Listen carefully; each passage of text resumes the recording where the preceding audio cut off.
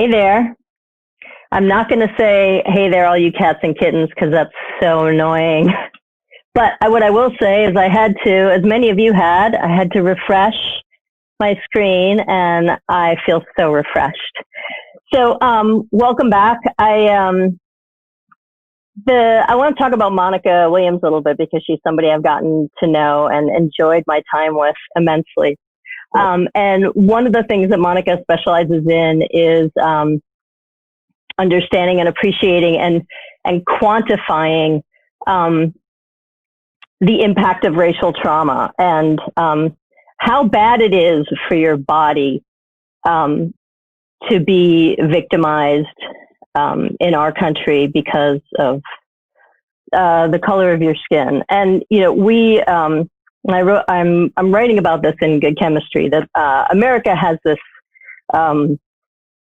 like a wound, childhood wounding, which is slavery and our treatment of the Native American people when we got here. And those two huge wounds, we are nowhere near healing. And I do think that plant medicines can help us to heal. And Dr. Williams really, she gave a great talk at Horizons about racial trauma and sort of being traumatized and having PTSD just because of our culture. And she was working with MDMA and the PTSD study in Connecticut, but now she is up in Canada. And also, for a while, she was at Penn, and I was at Penn, so hoorah, Monnica.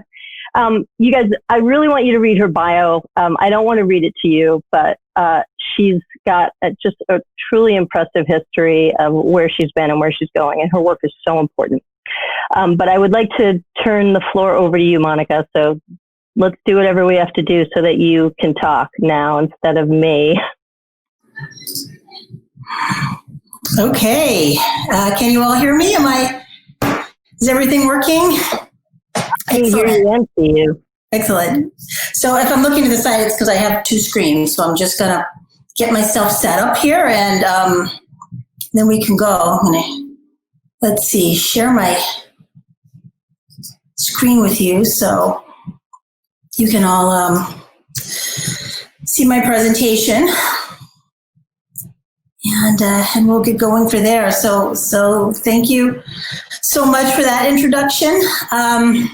My talk today is Psychedelic-Assisted Therapy and Access, who will be included. And I think that, you know, before I get started, I like to share a little bit about myself so you know where I'm coming from and my perspective and on all this. Let's see. So yeah, so you can all see my slides, I hope. Okay. That's great. All right, so this is a little about myself. I'm a board-certified, licensed clinical psychologist in the US and Canada. I clinically supervise diverse students. We see diverse clients. Often I'm dealing with issues surrounding race and racial trauma, which I'll talk a little bit more about. I wear a lot of hats. I'm primarily a researcher in my professional life. But I'm also other things too. I'm a mom and a daughter and a wife. I'm a product of my connections as well. So, and we all are. And so whatever we do to or for ourselves, we do to and for everyone. Our families on a smaller scale and every human being, and our planet on the larger scale. So, so we're all connected. And so I want you to keep that in mind as I share today. And I tend to use a lot of African American examples in my talk because that's my heritage. But I know many of the things that I'm going to talk about apply to other marginalized and stigmatized groups as well. So anyway, so as you know, the psychedelic movement has been really taking off in a lot of exciting ways, especially exciting for me as a researcher to see Johns Hopkins get a $17 million grant to open up a new psychedelic center. All the great work that's going on at Yale. And when I was in Connecticut, I was just up the street from them, and they've got so much wonderful work going on by some really smart and impressive people. We've got all the wonderful stuff happening at Imperial College in London and their Center for Psychedelic Research. And then we've also got the California Institute of Integral Studies doing research and training. And so this is all cropping up everywhere. And I'm really also excited to say that we're developing research and training programs at the University of Ottawa as well. So that's exciting for me to be a part of that. Now, psychedelics have been studied for the treatment of many mental health conditions, including, and many substances are being used in the research, which I know many of you are aware of.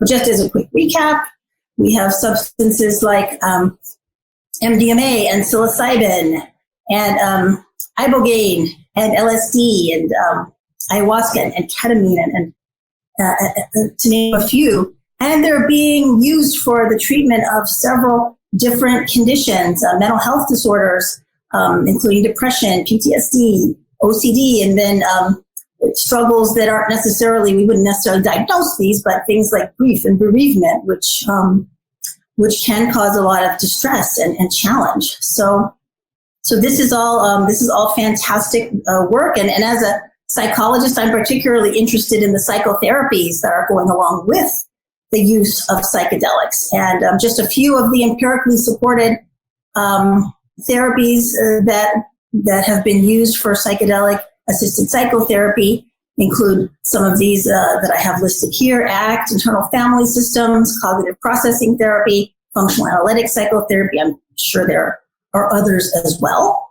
And so this is all fantastic. I've done some work with MAPS, around MDMA, and that's been very exciting too, to sort of see that whole progression of what's happening. We know that MDMA-assisted psychotherapy has the potential to heal many types of trauma, and that was the focus of the work that I've been involved in.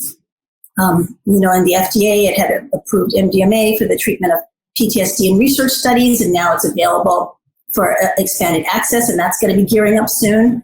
And I'm really excited about that.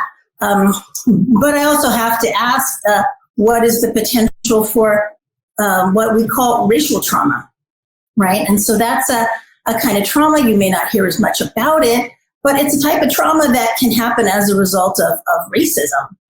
And I know many of you are familiar with PTSD surrounding experiences like assault or combat or rape, but people of color may be traumatized by additional stressors as well. And this isn't to say that other people couldn't also be traumatized by these things, but from my experience in clinical practice, I've seen a lot of racial trauma surrounding problems like police harassment, search and assault, workplace discrimination, murder of loved ones, incarceration, and even distressing medical or childbirth experiences.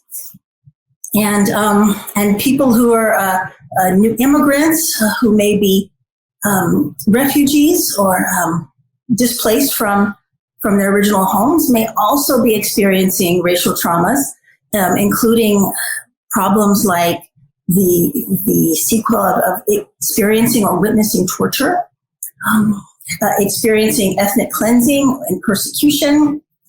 People may be traumatized from the deliberate destruction of cultural practices just by living in a war zone is traumatic.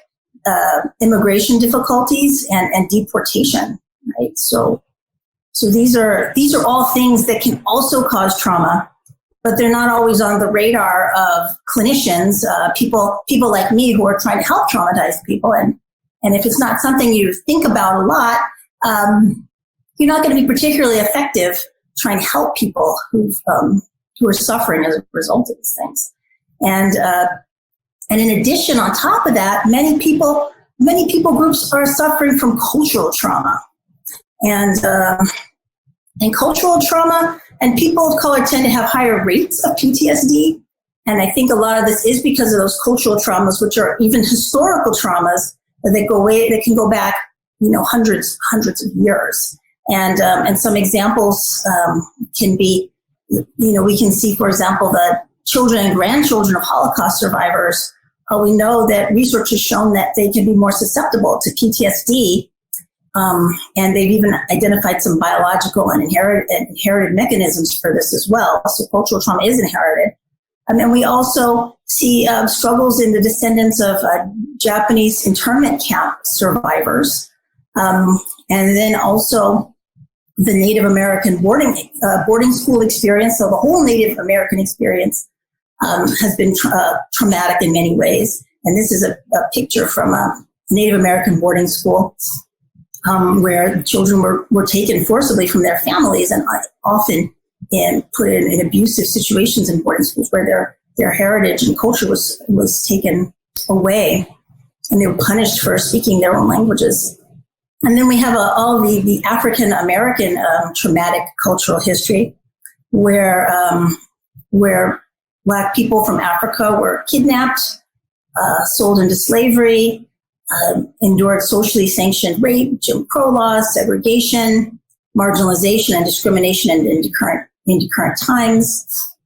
And here also, and also there were lynchings, which didn't just happen to Black people in our country, but even many Mexican people were lynched too. And there's a picture representing that as well. And so cultural trauma is a real thing. It's a real thing. Now, racism is not, it's really important to understand that racism isn't just like one bad apple who says, I don't like you because of how you look. I mean, certainly that is a type of racism, but racism is also systemic. And that's really, I think, the big problem. And this is an example of racism in America. We have some disturbing stats here, differences between Black and white people on a lot of basic indicators of well-being. And, sometimes I hear people say, well, racism against white people has gotten bad too. And, I'm not going to argue with anyone's individual experience, but I'll say as far as we can tell by every economic and educational indicator, we don't see that. And racism, it is embedded. It's not just in individuals, it's in all of our social systems as well. And you can see here from this slide, I'm not going to go over everything on it, but some of the really pointed pieces of it include the fact that a typical Black household has only accumulated less than 1/10 of the wealth of a typical white household. And this is only getting worse. And over the last 25 years, the wealth gap between Blacks and whites has nearly tripled. And also there's a racial gap in who's graduating from college. And this has actually been widening since 2007, with Black and Hispanic young people slipping farther behind white people in graduation rates.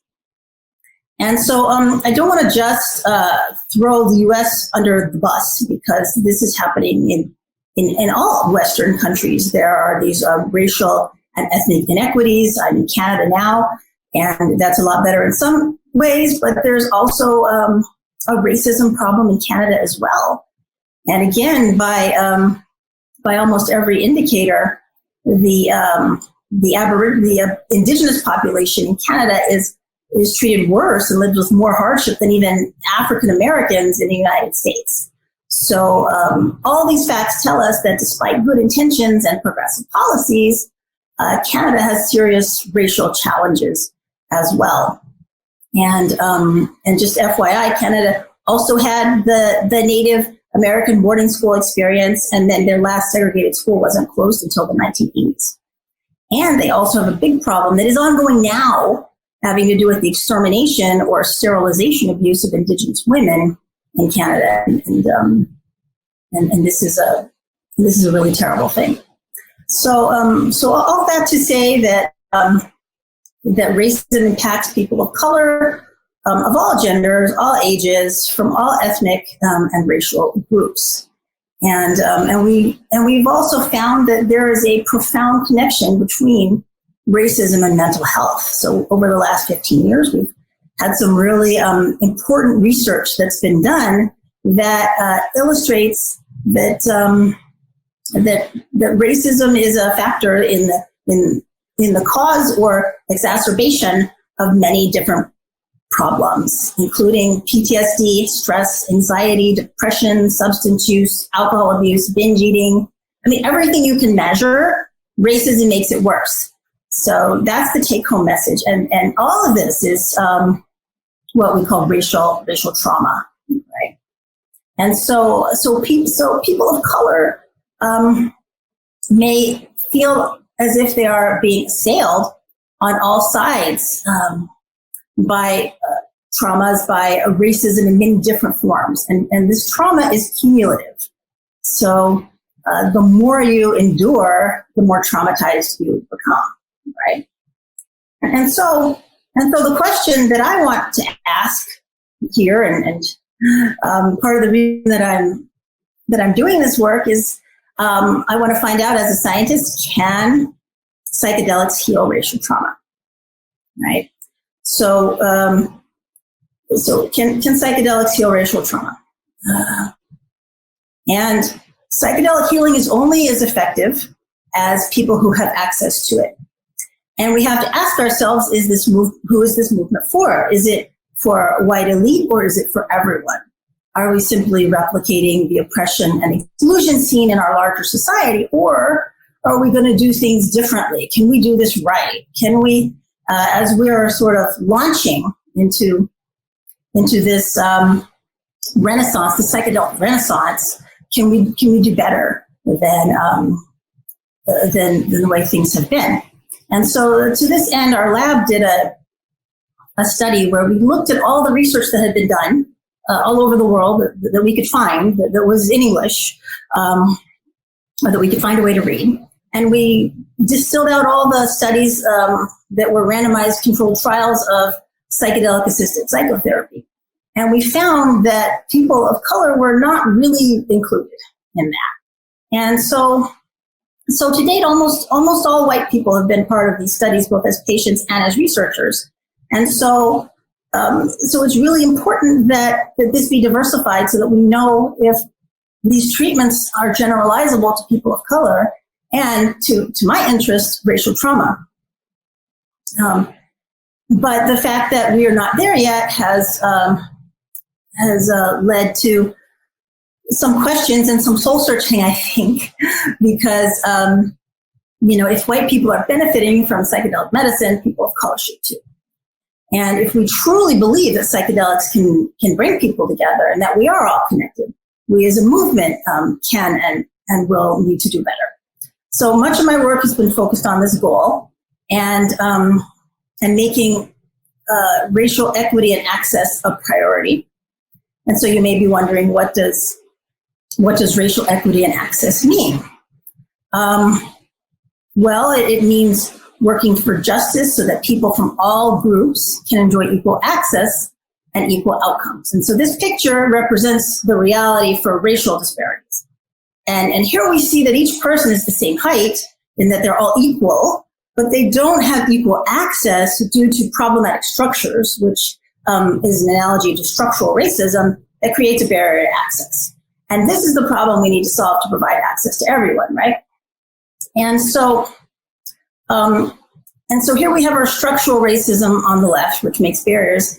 And then here in the middle, through redistribution of resources, which are these red boxes that the people are standing on, we create access for everyone.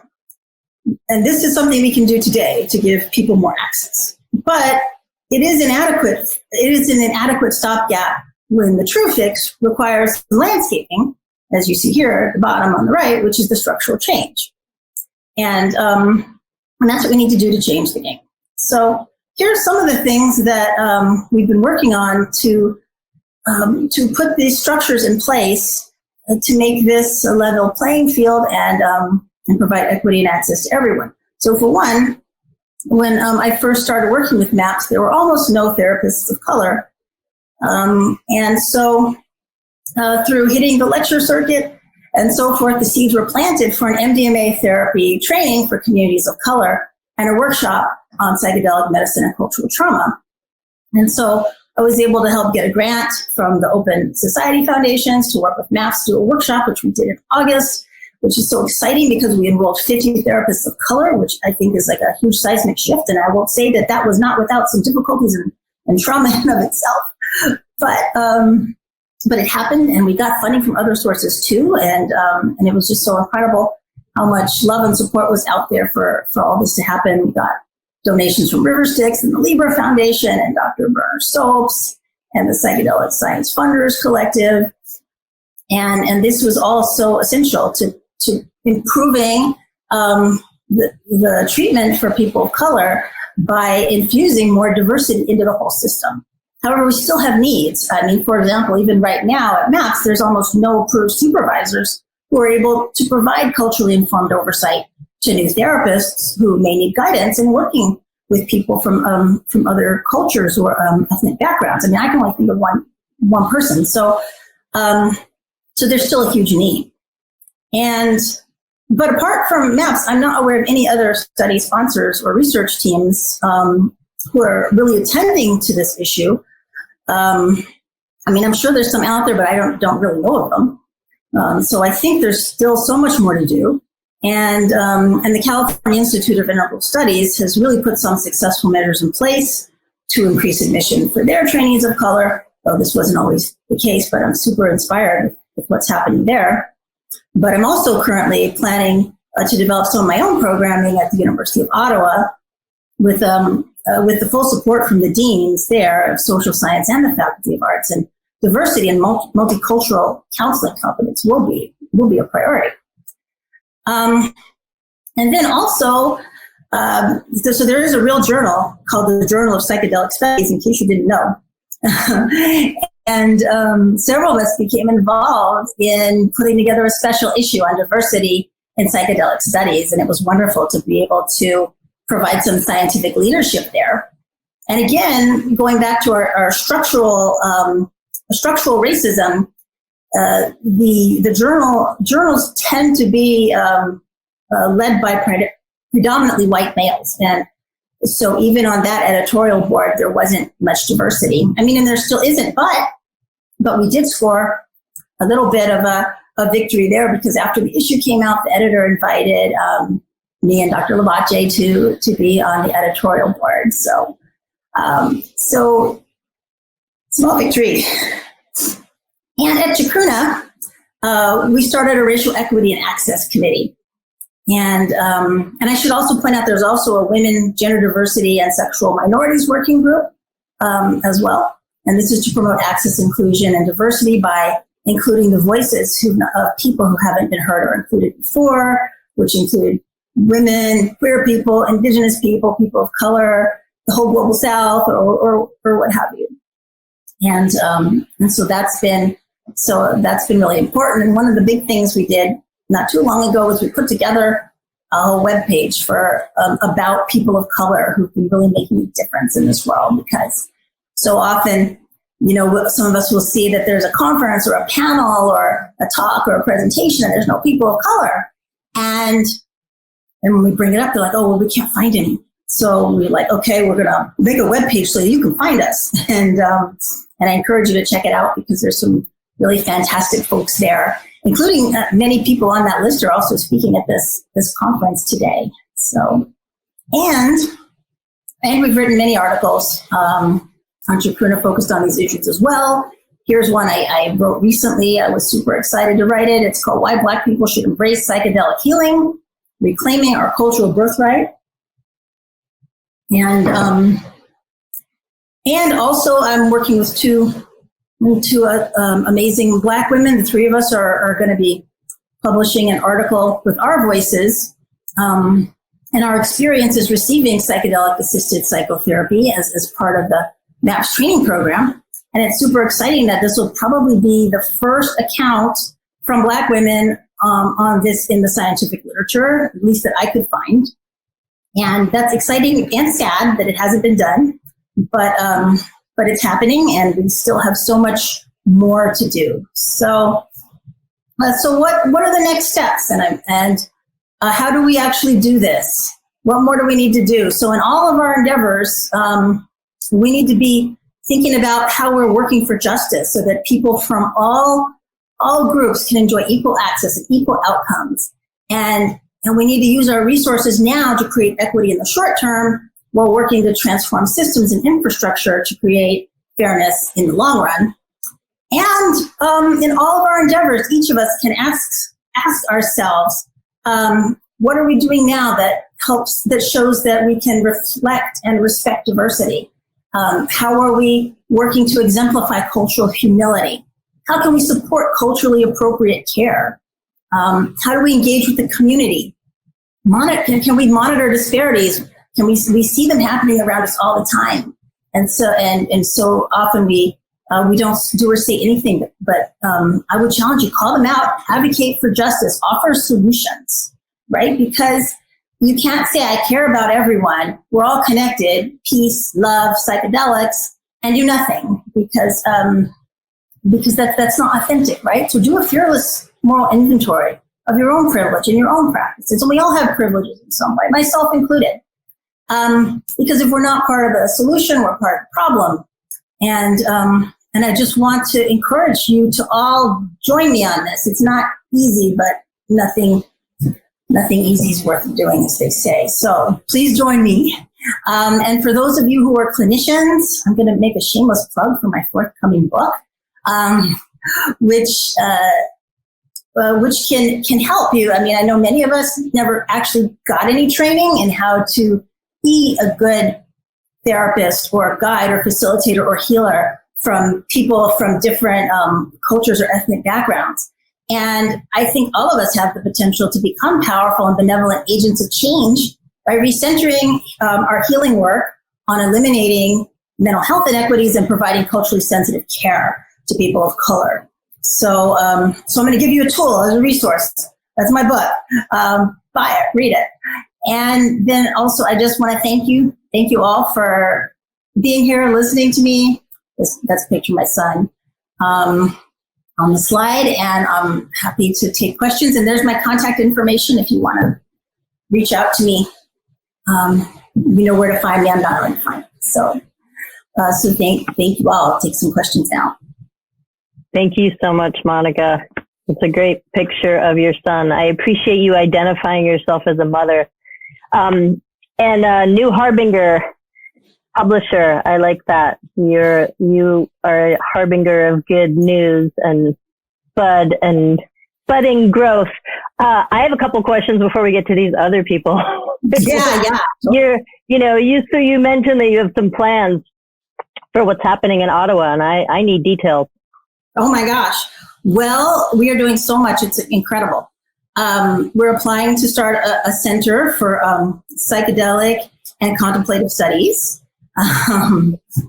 We're trying to start, right now, we've got approval for a micro-credential in psychedelics. So we're putting together, they'll require 3 graduate classes to get the micro-credential. And cool. We are putting through, we are working on a packet. We're actually waiting. It's going through process for a master's degree in psychedelic studies with tracks in clinical research and spirituality. And that's so good to know. And we've got some grant proposals in, and we're collaborating now with a group at McGill on a study of psilocybin for end of life, and looking at different options for interventions, which would include culturally informed therapy or music intervention or mindfulness intervention. So that's just some of the stuff. We've got a batch of new students coming in who are really excited about the psychedelic work. I'm jealous that you guys have so much going on up there in Canada. It's just yet another reason to just pack it up and move north. I'm really glad that you landed somewhere great for you. Can you talk a little bit about expanded access and whether that's something can you explain what expanded access is for the MDMA study to people who don't know? And then is that something that you're going to be involved in? God willing, I'm certainly hoping so. So So that's a mechanism by which the FDA will allow some people to receive MDMA for their PTSD in advance of it being approved. And technically it's a research study. And MAPS is working with several sites across the U.S. to implement expanded access. I have a clinic in Connecticut that I'm hoping will be one of those expanded access sites. And so we're gearing up for that right now. That would be really great if that happens.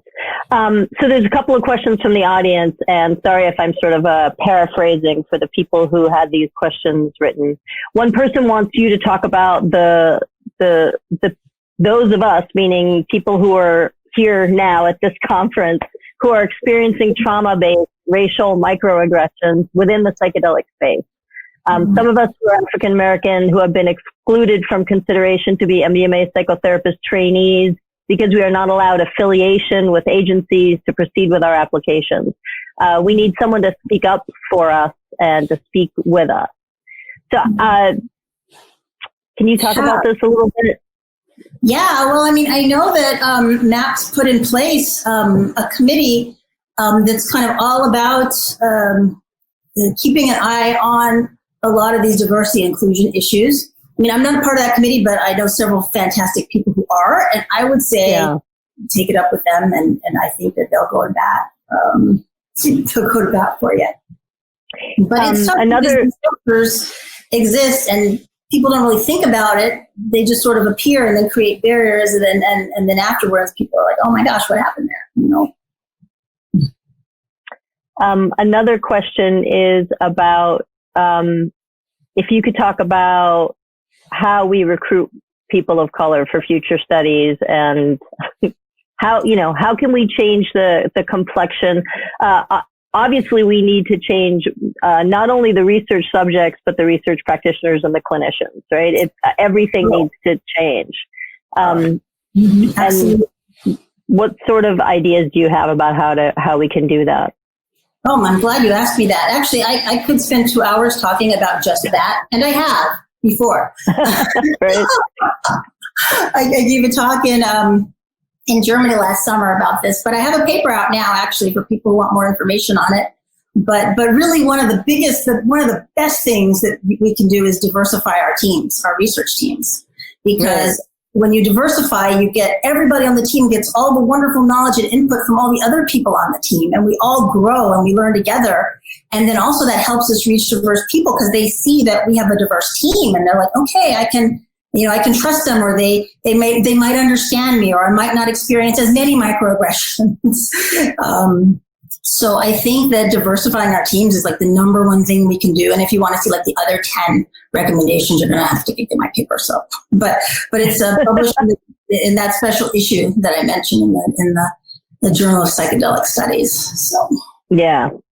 I guess, part of that question too is this issue of, the fact that these drugs are illegal, and there's, people are worried about how much they have to risk, if they're involved although in theory, if you're doing a research project, if you're a research subject, that's legal and there's not a problem. But this is what part of the question was about, this issue of it, just because it's not legal, how do we build trust enough was the question. How do we build enough trust to be welcomed, into this community?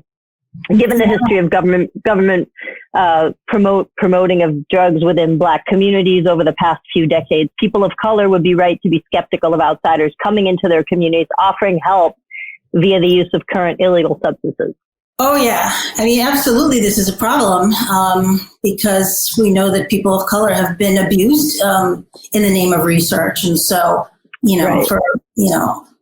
so if, some guy in a white lab coat says, hey, take this rainbow colored pill that's going to fix you. Right. A lot of people of color can be like, no, thanks, but no thanks. So, so a lot of it is about building relationships and not just like dropping into communities and saying, hey, we want your people to be in our study, but about like, how can we help your community? There's already like a really good existing model for community participatory research where researchers go into communities identify important stakeholders, and sit down and say, heck, how can we partner together to do research that's going to be important and meaningful for you? Right. And to say, what do you need? Like, start with that instead of like, here, we know what you need, just find out where they are at. Yeah. And I think that's so critical when you have a research team where you don't have people from those communities on your team, so I would have a pretty good idea already about what sorts of things would be useful in a Black community. But if I was to go into a Korean community, I wouldn't know what their needs are. And I would really need to spend some time meeting with people, understanding them. I wouldn't do a research in that community unless I could bring in Korean American researchers to be on my team. So, so that's part of what cultural humility is, like recognizing that I don't have all the answers, but I think you have some answers and I have some answers, and we can put our heads together and figure out how we're going to do this better. Yeah. Let me, if you want to pass on this, you don't have to talk about it, but, can you talk a little bit about your experiences with racism as you are, getting your PhD, having a PhD, trying to do research in a very controversial area? Can you talk about your experiences in Connecticut at all, or any other experiences that you just want to share? Are you comfortable talking about your own history? Yeah. So many experiences. Like, where do I begin? Yeah, probably of most interest to this group would just be, definitely some of the struggles that I had at University of Connecticut, where we were doing the MDMA PTSD research. We had a fantastically diverse team. We were successfully recruiting people of color. And at the same time, we would go into our lab space and nurses would be chasing after us saying, what are you doing here? Who gave you permission to be here? We're like, we're in our own lab space. And they're like, no, you need to call a doctor, and we need to hear from a doctor that will tell us that you can be here. So we had to deal with all sorts of obstacles like that ultimately made it impossible to move ahead with the work in that location. We need more people of color all around, right? We need more research subjects, but it may be that it has to sort of come from the top down, and that what we need first are practitioners. And then, it's like, if you build it, they will come. And it may be easier for us to start with making sure that we have diversity on panels at conferences. Before the whole virus thing happened, there was a conference going on in Arizona, and I saw that they had an 8-person panel, no women, never mind people of color. There actually were some men of color, but it was 8 men. And I was like, I don't even know instead of panel. Because it was a panel, a panel of men. And, I'm not usually one to like step up and say something, but I did. I sent an email to the 8 guys, and I'm like, hey, guy, I don't know if you noticed, but it's all a bunch of guys. And I think it is important for all of us to step up when we don't see diversity at a conference or on, within the research community and within the clinicians, that we all need to stand up and say, this is a problem, and this is the only way we're ever going to fix it. I think it may be easier to start at that end where, and the people who are getting trained are as diverse as possible, and not just racially, but culturally and genderly. And, we all live on a spectrum, all sorts of spectrums. And, this idea of oneness and unity really also includes inclusion. So I so appreciate the work you're doing. Thank you. And I've done some of the things you've said too, and called out conference organizers and been like, hey, why are all your plenary speakers white men? And sometimes they're very responsive, and sometimes they totally ignore me. And I think this is like a good thing like allies can do, because when I call it out, people, they'll often assume it's like for a self-serving reason, like, well, did you want to be a speaker or whatever? But when we have everybody calling it out, then that sort of takes away that defense. So, yeah. Right. No, it's true. I had to say, look, this is not about me angling for a spot. That's not what this is about at all. I just want to call your attention in case you guys didn't notice. And I said in the email, the next time somebody asks you to be on a panel or be at a conference, maybe take a look around and make sure that everybody is represented.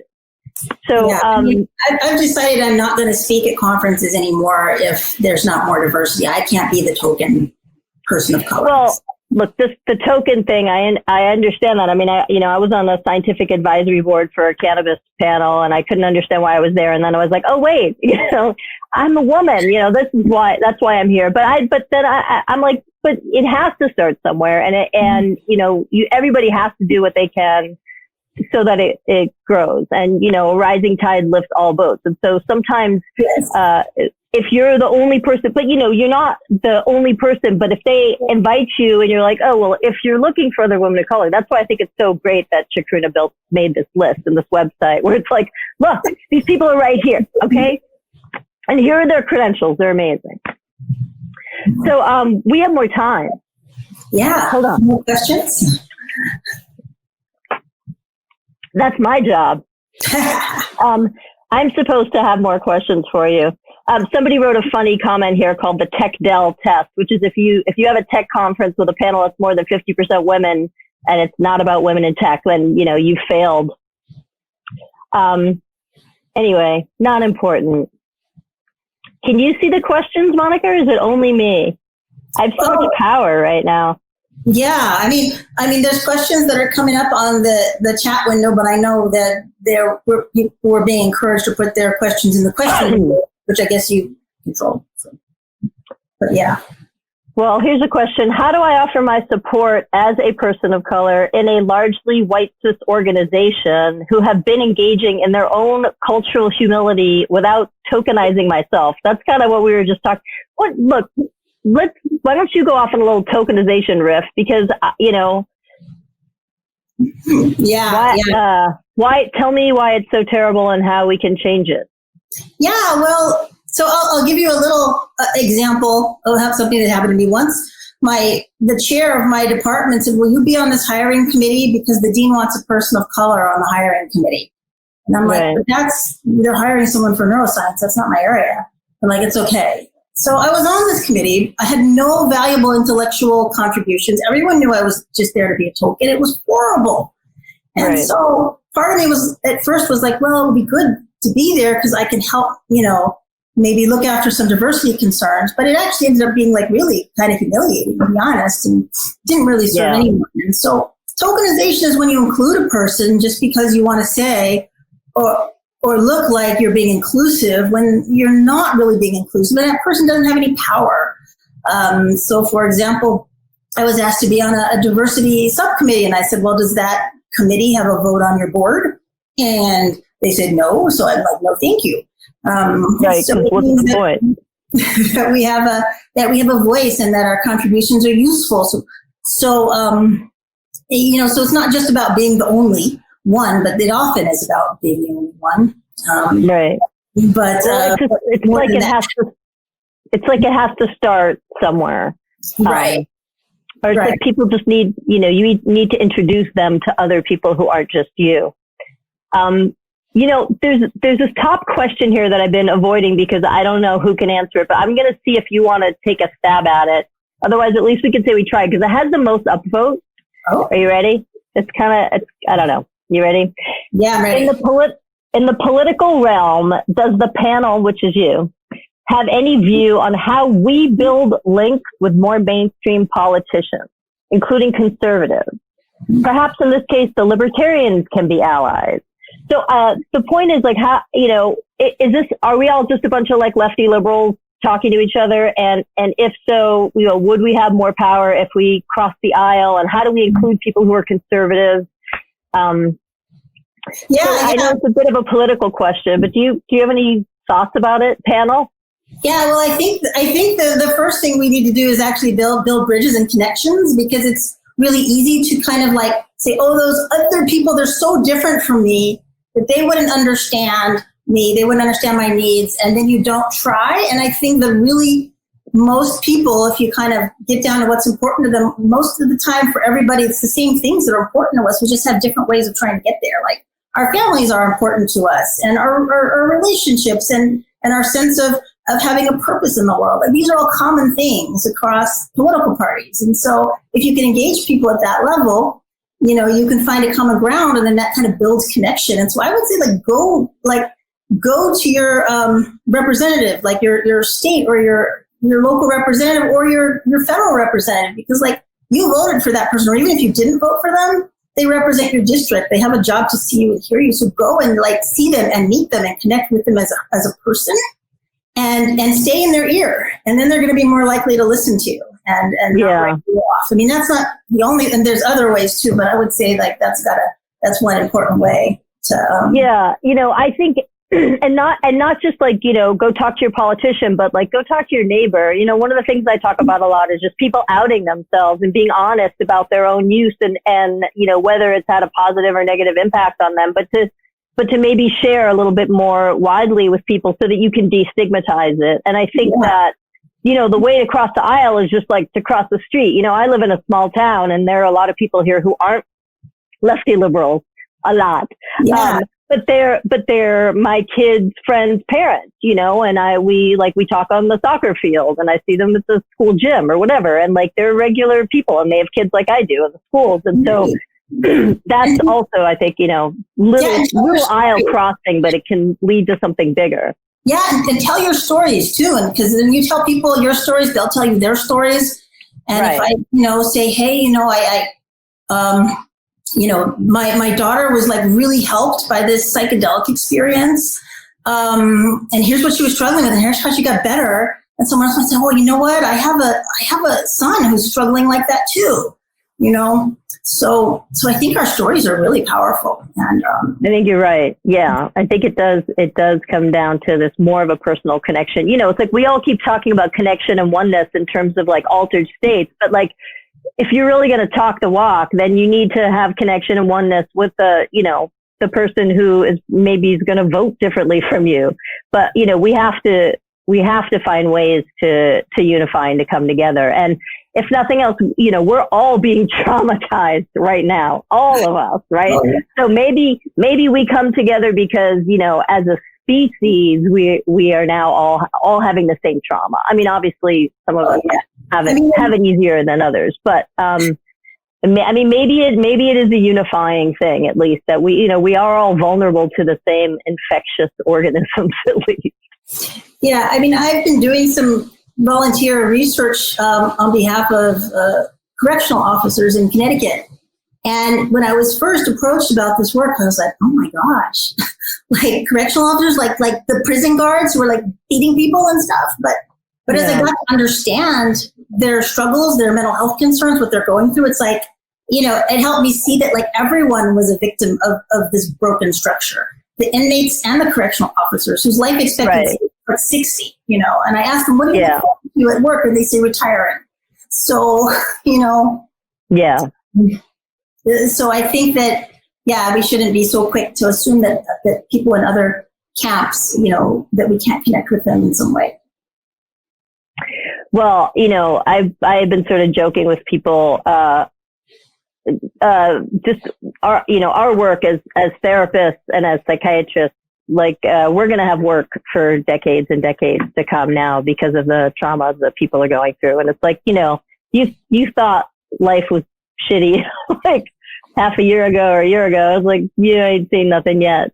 So on that upbeat note, I'm glad that you're going to help all of us traumatized people feel better and learn more about trauma and the physiology of it and how to prevent it. I really appreciate your take on race-based trauma and racial trauma and cultural trauma and what it means. So that was a really great talk, Monnica Williams. Thank you. Like, can you hear everyone clapping? I can hear. You probably can't hear, but I'm hearing a lot of clapping right now. Oh, wonderful. I'll take that. So 401 is the new 420. I will tell you, because Julie is signing off. Bye. Bye-bye.